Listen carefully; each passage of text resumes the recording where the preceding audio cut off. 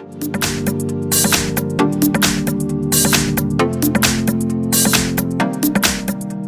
I've got Alcatel 5V and let me show you how to reset network settings on the following device. So at first you have to open the list of all applications, then find and pick the settings.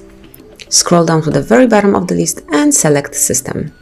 Now pick Reset Options. And finally go to Reset Wi-Fi, Mobile and Bluetooth. So this is the second one. As you can see, this operation will reset all network settings, including Wi-Fi, mobile data and Bluetooth. So if you truly want to do it, if you truly want to reset all these settings, just click on Reset Settings. Confirm it one more time because this operation cannot be undone, and just by tapping over here, you have reset the network settings. So that's it. Thank you for watching. Please subscribe our channel and leave the thumbs up.